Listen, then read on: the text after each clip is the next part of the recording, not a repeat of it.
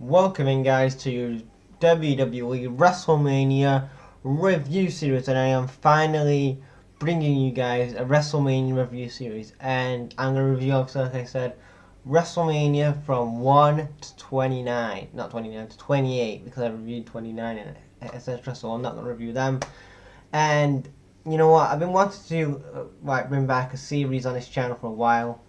I did this first review series like nearly 2 years ago, and you guys like that, so I'm bringing that back for the WrestleMania review series, and we're gonna start WrestleMania episode 1, and WrestleMania 1, it wasn't like best show in my opinion. Like, it was an okay show, but the thing about WrestleMania 1 that I liked is that the spectacle and the amazement how like the first ever WrestleMania was actually, really presented really well. Like, they had like celebrities there, like, Muhammad Ali was there, and then you had Mr. T was there, so you had your big names there.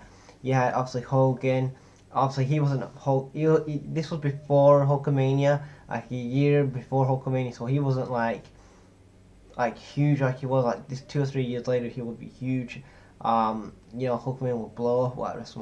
We'll talk about WrestleMania 3, but it was an okay show. Like, some of the matches were kind of short, but I'm just gonna talk about some of them right here. So the first match.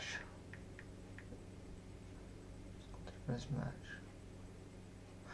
match was Tino Santana versus the Executioner. It was an okay match. Like, some like these were like short matches, under 5 minutes. Tino Santana wins by submission. Before the match, they had like interviews with Mean Gene and stuff like that. And then after that, we had King Kong Bundy versus Jimmy versus the Special Delivery Jones. The match only lasted 23 minutes. It was a squash match.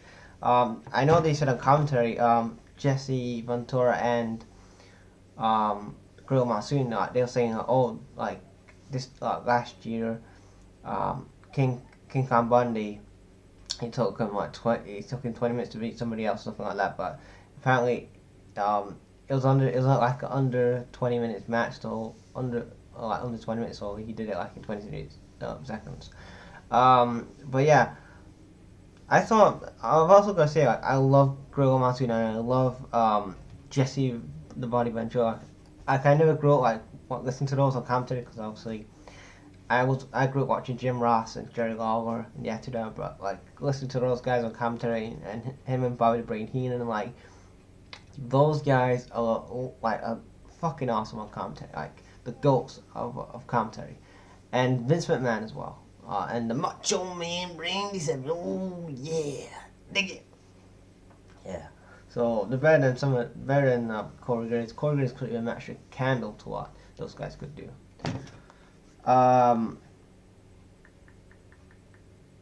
Then we have Ricky Dragstream versus Matt Bourne. This was another decent match. Like, they had a promo backstage, and then we get to the match. Ricky Dragstream gets the win. Then we have the Brutus the Barber Beefcake versus Davis Sammartino. It ended in disqualification because you had Bruno get involved, and then you had Johnny Valentine get involved. So they were kind of brawling as well. So kind of like it was a solid match. Nothing to really noteworthy. The only noteworthy thing I can talk about was basically the brawl with the two managers. Then we had the Junkyard Dog versus Greg Valentine for the WWF IC title. This was a good match. Ended by count out.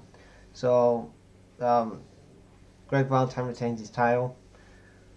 And then we had the Iron Sheik and Nikolai Volkov versus the US Express, which was Barry Windham and Mike Rotunda. This was another okay match. It wasn't nothing to really shout about. Nikolai Volkov and the Iron Sheik get the win.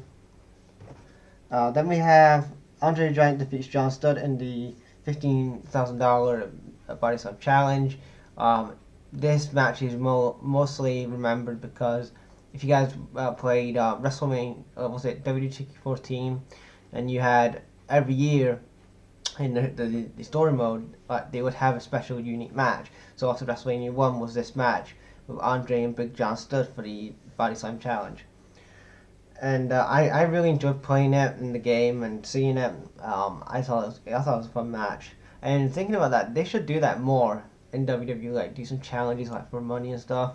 Um, that would be better than just like some filler matches or the battle royal. Sometimes like stuff like this would be cool. Then we had Wendy Richter versus Lenny Kaya. I don't know how you pronounce her name, but that's for the women's title. It was another okay match. Then we get to the main event, the most important of the main event. It was Hulk Hogan, brother, versus Mr. T, teaming up with Mr. T versus Paul Orndorff and Roddy Piper. This was, the match, like the build-up was basically having Mr. T, in here because they was gonna have Mr. T versus Roddy Piper in a boxing match, and then they turned it to a tag match. And then I love the videos when Hogan's training Mr. T and he's like, "Come on, brother!" Ah, and then I just love that. It was a solid match, but Mr. T looks pretty good in there. Like he was pulling some moves in that. And I like how Roddy Piper and Paul Orndorff did their thing and they got over. And then the end of the match basically were Jimmy Snuka basically Jimmy Snuka and Bob Orton are fighting, and then basically Jimmy Snuka attacks. I think it's Paul Orndorff, and Hulk Hogan gets the win with the Hulk Hogan leg drop, brother, and that's the end of WrestleMania.